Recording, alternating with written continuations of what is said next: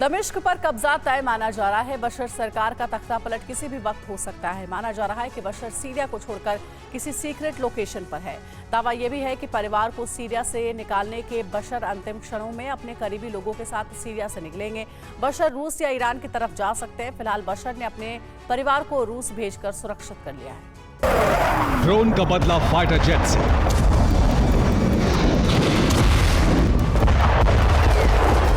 Rocket का बदला glide bomb से। लड़ाकों के खिलाफ रूसी सेना का इस्तेमाल। लेकिन इतना सब कुछ करने के बाद भी विद्रोहियों का रास्ता नहीं रोका जा सका। अब सवाल है कि बशर क्या करेंगे? अपनी जान बचाएंगे या फिर आखिरी सांस तक विद्रोह दबाने की कोशिश करेंगे? रूस ईरान से पूरी मदद मिलने के बावजूद विद्रोहियों का दमन नहीं हो सका और सीरिया की राजधानी दमिश्क पर भी ड्रोन हमले की शुरुआत हो चुकी है।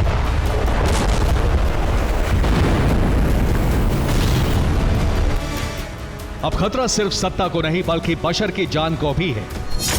बशर को टारगेट करके ड्रोन हमले शुरू हो गए हैं। बशर को सीक्रेट बंकर में शिफ्ट करना पड़ा है। दमिश्क में लगातार धमाके गूंज रहे हैं।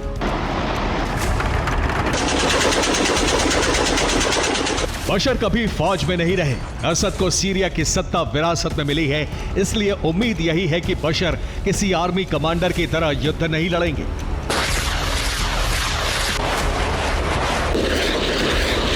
बशर क्या करने वाले हैं, इसके संकेत मिल चुके हैं। बशर ने अपनी पत्नी और बच्चों को रूस भेज दिया है। बशर के परिवार के कुछ सदस्य यूएई चले गए हैं। बशर से जुड़े तमाम लोग देश छोड़ने की तैयारी में हैं। जाहिर हो रहा है कि बशर खुद देश छोड़ने से पहले अपने परिवार को सुरक्षित ठिकानों पर पहुंचा रहे हैं।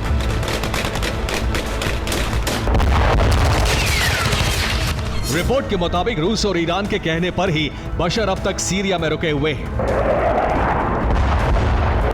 रूस और ईरान को शक है कि बशर के देश छोड़ते ही सीरिया की सेना सरेंडर कर सकती है। बशर को सुरक्षित सीरिया से निकालने की जिम्मेदारी रूस और ईरान की है। फिलहाल बशर रूस की मदद से युद्ध में वापसी की कोशिश में है। बशर के पास पहला विकल्प रूस का है। यहां बशर का रोस्तोव और डॉन में महल है। पत्नी और बच्चों को भी बशर ने रूस ही भेजा है। दूसरा विकल्प है यूएई। यहां बशर ने ससुराल पक्ष के लोगों को शिफ्ट किया है। तीसरा विकल्प कतर भी है और ईरान तो बशर के लिए शुरू से एक सेफ जोन है। अभी युद्ध का नेतृत्व बशर ही कर रहे हैं, इसलिए उम्मीद की जा रही है कि इराक, ईरान और रूस की कोशिश से विद्रोह को दबाया जाएगा। लेकिन सीरिया में रहते हुए भी अब बशर सीक्रेट लोकेशन पर हैं, क्योंकि दमिश्क के सबसे मुख्य इलाके में हमलों की शुरुआत हो चुकी है।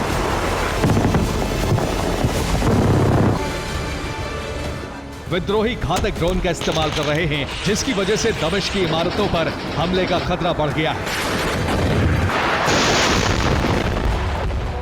एक दिन पहले ही दमिश्क के उमैयद स्क्वायर पर ड्रोन से हमले शुरू हो गए थे। यहाँ बशर सरकार का रक्षा मंत्रालय है, सीरिया की सेना का मुख्यालय है, राष्ट्रपति बशर का शानदार घर भी है, टीवी और रेडियो के दफ्तर हैं। सीरिया में विद्रोही ड्रोन से हमले कर रहे हैं। रिपोर्ट के मुताबिक अब शाहिद 171 ड्रोन का भी इस्तेमाल हो रहा है। ये ईरान का ड्रोन है। इस ड्रोन का ट्रांसपॉन्डर आसमान में बंद हो जाता है, जिसकी वजह से इसे ट्रैक कर पाना बेहद मुश्किल हो जाता है। सेना के बेस से विद्रोहियों के हाथ ये ड्रोन लगा है। दमिश्क में विद्रोहियों के ड्रोन का डर बढ़ता जा रहा है, इसलिए दमिश्क की सुरक्षा बढ़ाई गई है। इमारतों पर स्नाइपर तैनात किए गए हैं। स्नाइपर गन से ड्रोन पर निशाना लगाया जाएगा। बशर के लिए सबसे अधिक डर की बात यही है कि विद्रोही अब बहुत दूर से भी हमला करने में सक्षम है।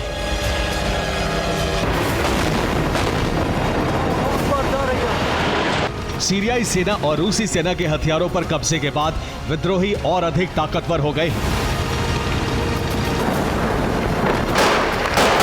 विद्रोहियों के पास ऐसे ड्रोन भी हैं जिन्हें ट्रैक करने में मुश्किल हो रही है। दमिश्क पर हमले के बाद चीन ने अपने राजनयिकों को वापस बुला लिया है।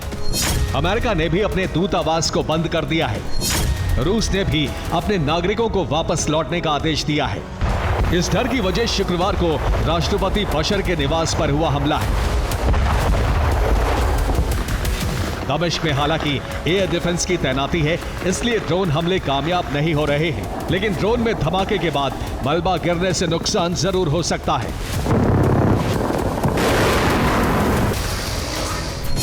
विद्रोहियों का मकसद अब दमिश्क पर संपूर्ण कब्जा करना है, राष्ट्रपति भवन और मंत्रालयों पर कब्जा करना है, सीरिया में नई सरकार की स्थापना करना है।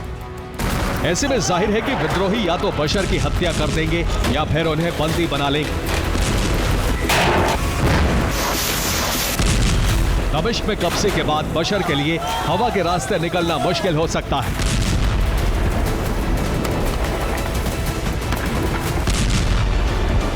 रिपोर्ट में दावा किया जा रहा है कि अब दमिश्क में 3 से 4 हेलीकॉप्टर हमेशा उड़ान के लिए तैयार रखे गए हैं। दावा किया जा रहा है कि बशर का आखिरी फैसला सेना प्रमुख के कहने पर होगा। ईरान और रूस की एजेंसियां भी फैसले ले सकती हैं। बशर को रूस की एरोस्पेस फोर्स से मदद मिल सकती है। फिलहाल पूरी कोशिश दमिश्क को कब्जे से बचाने की है। ईरान और रूस में इसके लिए रणनीति तैयार हो रही है,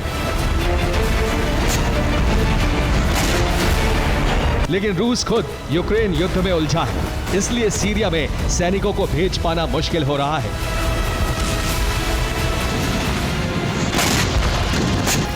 अब प्रॉक्सी लड़ाके और इराक की सेना के दम पर विद्रोह को दबाने की कोशिश हो रही है।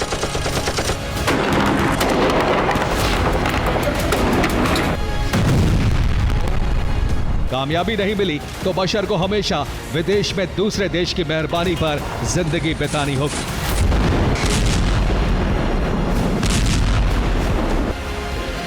Bureau report, TV9, Bharatvarsh.